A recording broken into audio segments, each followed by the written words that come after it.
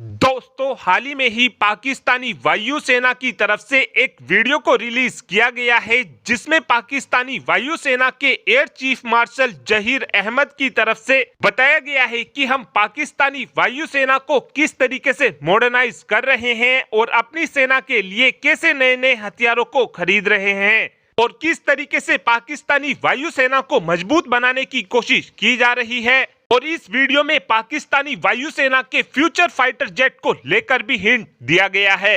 और इस वीडियो को देखने के बाद ये बात तो साफ हो जाती है कि जल्द ही पाकिस्तान की वायुसेना के पास FC-31 फाइटर जेट आने वाला है। FC-31 चाइना का दूसरा स्टेल्थ फाइटर जेट है। इस फाइटर जेट को चाइना ने स्पेशली एक्सपोर्ट करने के लिए बनाया है और इस समय पाकिस्तान की वायुसेना FC-31 फाइटर जेट को भारी संख्या में खरीदने की प्लानिंग कर रही है। और बताया यह जा रहा है कि पाकिस्तान की वायुसेना अपने F-16 फाइटर जेट को पूरी तरीके से रिप्लेस करने के लिए चाइना के इस FC-31 फाइटर जेट को खरीदने वाली है। इस समय पाकिस्तान की तरफ से ये प्लान किया जा रहा है कि हम चाइना से 60 के आसपास FC-31 फाइटर जेट को खरीदेंगे और आगे चलकर पाकिस्तान इस नंबर को 100 तक लेकर जाएगा। और ये भारत के लिए एक बड़ी दिक्कत होने वाली है क्योंकि पाकिस्तान की वायुसेना के पास 2030 से पहले ही 5वीं पीढ़ी के फाइटर जेट आ जाएंगे। और बताया यह भी जा रहा है कि पाकिस्तान इस FC-31 फाइटर जेट को लोकली मैन्युफैक्चर भी करने वाला है। और पाकिस्तान की तरफ से ये प्लानिंग की जा रही है कि हम अपने JF-17 थंडर फाइटर जेट की प्रोडक्शन लाइन में ही FC-31 फाइटर जेट को बनाएंगे।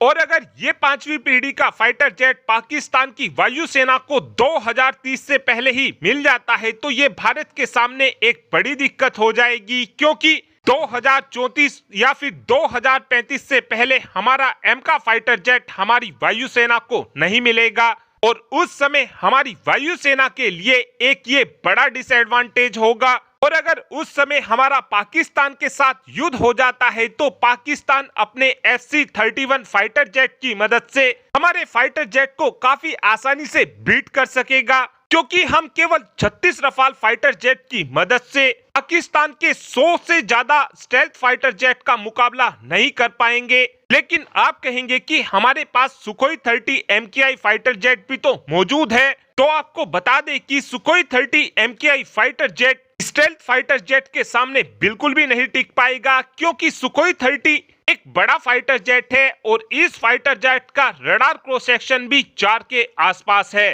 जिस कारण इस फाइटर जेट को काफी आसानी से डिटेक्ट कर मारकर गिराया जा सकता है।